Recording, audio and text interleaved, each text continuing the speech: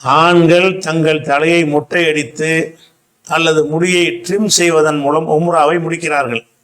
உம்ராவின் போது ஒரு மனிதனுக்கு தேவைப்படும் குறைந்தபட்ச ஹேர் கட் அளவு எவ்வளவு, ட்ரிம் செய்ய வேண்டிய முடியின் அளவு மற்றும் ட்ரிம் செய்ய வேண்டிய முடியின் நீளம் என்ன, தலையின் பின்புறம், தலையின் ஓரம் அல்லது தலையின் முன்பகுதியில் மட்டும் முடியை வெட்ட முடியுமா? உம்ராவின் போது ஆண்கள் 2 முடியை மட்டும் வெட்டுவதை நான் பார்த்திருக்கிறேன், அது செல்லுமா அப்படின்னு சொல்லி முர்ஷிதுங்கிற சகோதரர் கேட்குறார். அதாவது உம்ரா ஹஜ்ஜி நம்ம நிறைவேற்றணும்னு சொன்னால் அதுக்கு மார்க் என்ன சொல்லுதுன்னா, இல்லை நிறைவேற்றி முடித்ததுக்கு ஒரு அடையாளமாக முடியை மலித்து விட வேண்டும், மொட்டை அடிக்கணும். மொட்டை அடிக்கலைன்னு சொன்னால் கொஞ்சம் கட் பண்ணிக்கணும். முடியை என்ன செய்யணும், கசுறு பண்ணுங்கன்னு வருகிறது. முஹல்லிக்கீன முகஸ்ஸிரீன, முடியை மலித்தவர்களாகவும் கொஞ்சம் குறைத்து கொண்டவர்களாகவும் நீங்கள் காபாவில் நுழைவீர்கள்னு ஒரு நல்ல கனவுல எடுத்து காட்டுறான். அதை வச்சு தான் அந்த முடியை வெட்டவும் செய்யலாம், மலிக்கவும் செய்யலாம்ங்கிற சட்டம் இருக்கப்படுகிறது. இதில் மலிக்கிறதுக்கு அளவு சொல்ல தேவையில்லை, மலிக்கிறனா மொத்தம் மலிச்சு போட்டுறது தானே, மொட்டையை அடித்து விட்டுறது பிரச்சனை இல்லை.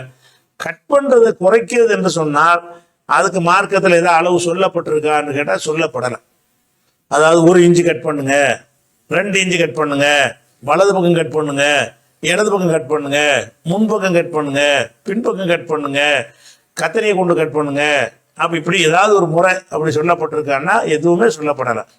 அப்போ குறைத்தல் என்பதை அந்த இபாதத்து செய்யக்கூடியவனுடைய விருப்பத்தில் விடப்பட்டிருக்கிறது, நமக்கு தரப்பட்டிருக்கு. யார் அந்த இபாதத்து செய்ய போறானோ அவன் விருப்பம் தான் அது. அவன் விரும்பினா என்ன செய்யலாம், காவாசி கட் பண்ணிக்கலாம், விரும்பினா ஒரு பகுதியை கட் பண்ணிக்கலாம், அவன் விருப்பம்தான். அவன் விருப்பத்துக்கு மார்க்கம் அளவை சொல்லாமல் இருக்கும்போது நான் புகுந்துக்கிட்டு என்ன செய்யக்கூடாது, நீ என்ன கொஞ்சோன்னு வெட்டுற, ஒரு கொஞ்சம் வெட்டக்கூடாதுன்னா ஏன்டா வெட்டக்கூடாது, ஆதாரம் சொல்லு, நீ என்ன சொல்ற, எனக்கு கொஞ்சோன்னு குறைச்சா போதும்னு மார்க்கம் எனக்கு சொல்லி இருக்கிறது. நான் இவ்வளோ குறைச்சா போதும் நான் நினைக்கிறேன், குறைச்சிட்டு போகிறேன், இவ்வளோ குறைக்கணும்னு நினைக்கிறேன், குறைச்சிட்டு போகிறேன்.